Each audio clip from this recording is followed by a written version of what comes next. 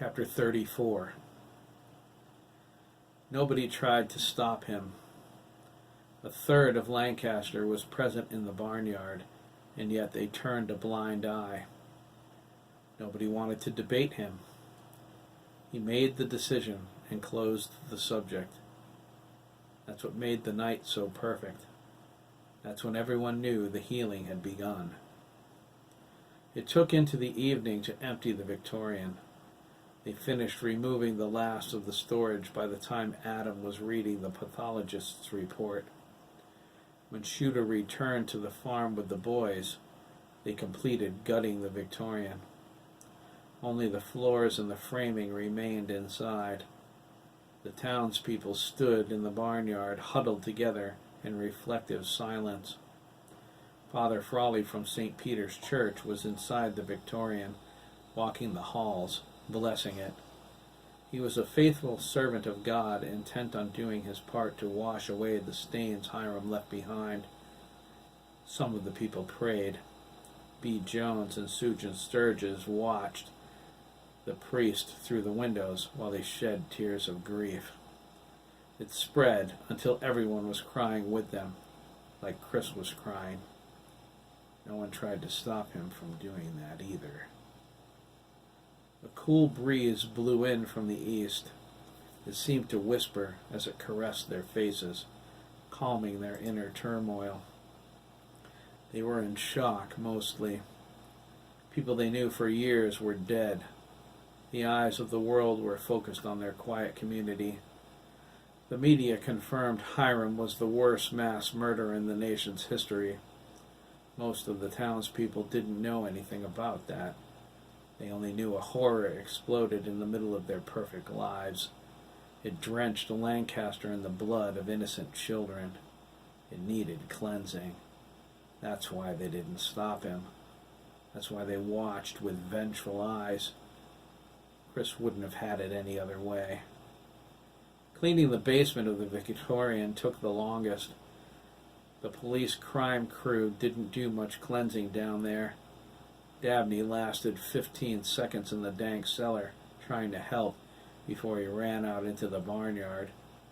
When they turned on the single light hanging from the ceiling, he saw his blood on the walls. The terror of his near death at Hiram's hand came back to him with vicious force. Dabney fled the room. He ran before his fear stopped his heart. He fell on his knees in the barnyard, sobbing. Chris ran to him. He thought he understood Dabney better than anyone. The bond between them was solid and undeniable. Even the girls felt sympathy for him, when only a week ago they laughed Dabney out of the pond. He sat with Chris on the front lawn after that. Chris held him, and they talked. That was it. They just talked. It was a moment full of meaning for both of them. They understood, as did everyone who witnessed their intimacy. They were indeed in love with one another. B said, "It's the first good thing I've seen come out of this tragedy." Miles said, "You got that right. After what those two boys went through, no fool better try to hurt them again." "Amen to that," said Father Frawley. Mike Dugan brought hoses over from his house. They ran them from the barn as the men took charge of the basement cleanup. Sander brought bleach and scrub brushes from the market. They scoured the basement walls clean. The men carried up buckets of dirt from below. They poured the muddy, bloody soil into the trailer on top of everything the madman left behind. By the time they were through, the basement was 2 feet lower. Mason Diggs told Virginia he would cover the stone walls with concrete, floor to ceiling. There was a murmur in the crowd once Father Frawley finished the blessing. He watched Chris as he walked to the fuel tank next to the barn. He filled up a bucket with gasoline and brought it to the trailer. He disappeared inside, climbing over some of the storage flowing out the front door. When he returned, the bucket was empty. He went back to the fuel tank 3 more times. No one said a word of caution, not even John Carlander. He called a fire engine, but he stopped them on the street. They asked him where the fire was. John told them to wait. He would let them know when it was time to go to work. He told them not to do anything until he said so. The stench of gasoline permeated the cool breeze. The townspeople felt the electricity of their excitement as it mingled with the air. They admired Chris. What he was doing took guts. Some wondered if losing his father had driven him over the edge. Others thought it might have been the loss of his friends.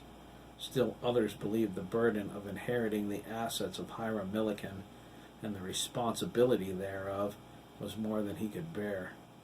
Chris's friends and family knew him better than that. Chris did what needed doing. He threw the bucket into the trailer and turned around to find a sea of faces staring at him. Chris's heart leapt into his throat. A sob escaped. They were tired and frightened and angry. They needed hope.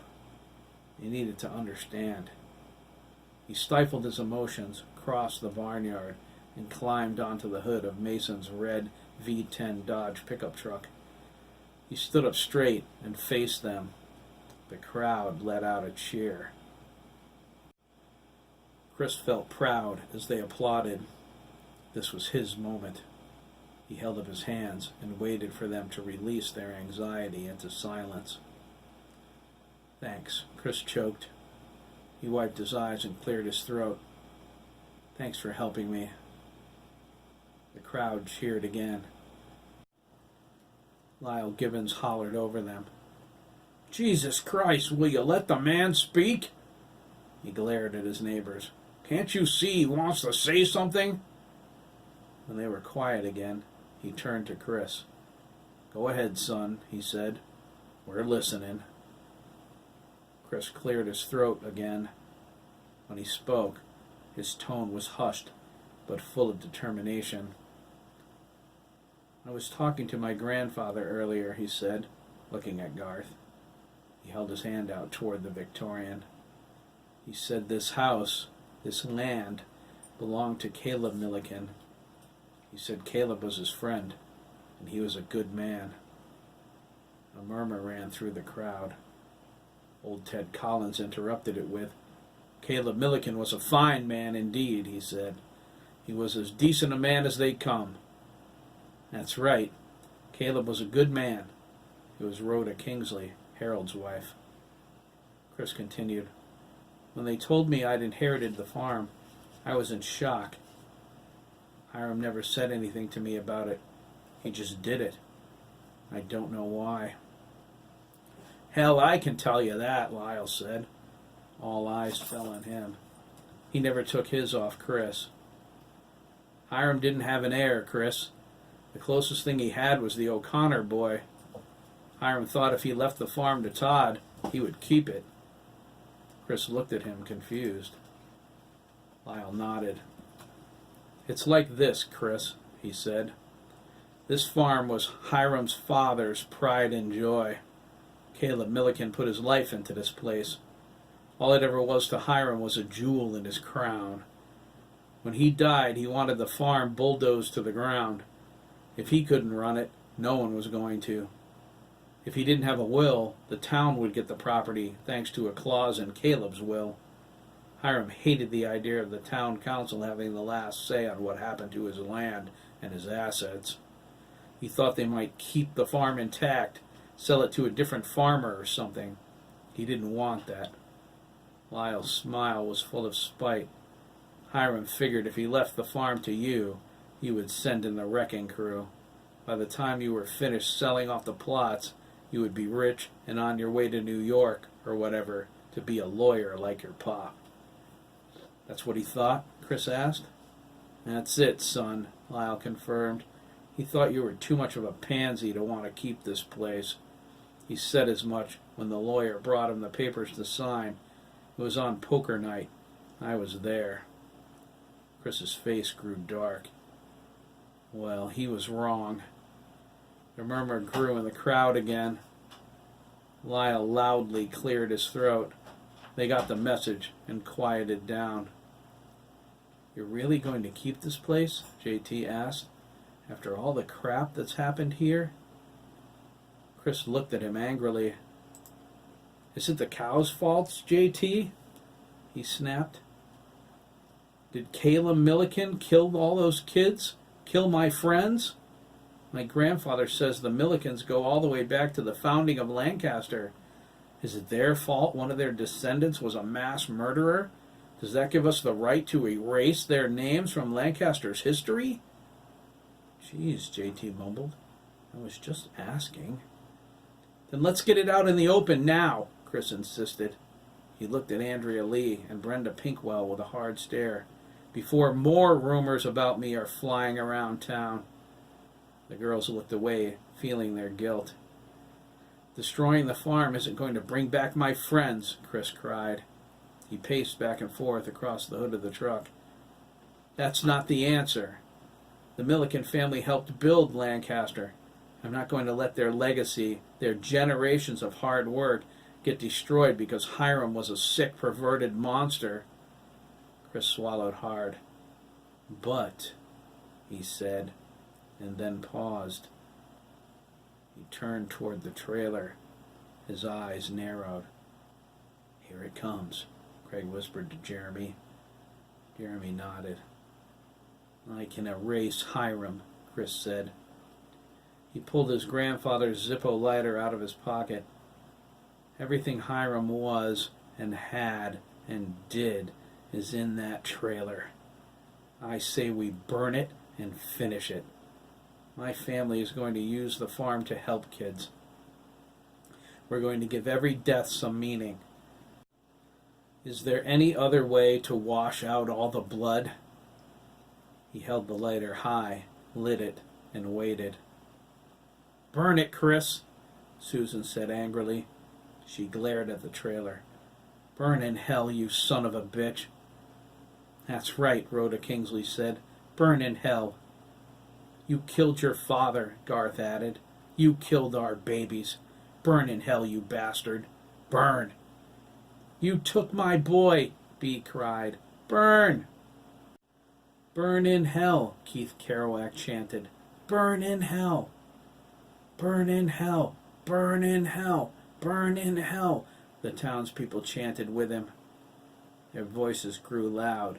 "Burn in hell. Burn in hell." "Do it, Chris," Dabney cried. "Burn it," Lyle bellowed. "Burn it to the ground." "Burn in hell. Burn in hell. Burn in hell." "That's right, you scumbag," Chris whispered as the crowd continued. "Burn in hell." Chris leaned back and threw the lighter into the trailer. The gasoline exploded in a flash of heat and flames. The crowd cried out in a massive cheer as the trailer became an inferno. Keith moved in front of the townspeople and continued his chant. They yelled with him over the crackling of the blaze. The firemen in the driveway hooked up their hoses and came running. John stopped them.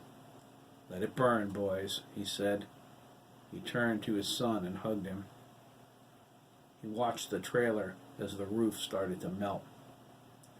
"Just let it burn. Burn in hell. Burn in hell." Chris jumped down from the truck and fell into his mother's arms. Virginia held him. "Your father would be proud, baby," she said into his ear. "You did the right thing." Chris sobbed into her shoulder. Jeremy, Craig, Dabney, Derek, and Adam set their hands on his back and hugged him. Virginia put her arms around them all. "Burn in hell. Burn in hell." John let his men come in, but only after the trailer was nothing more than twisted metal and ashes.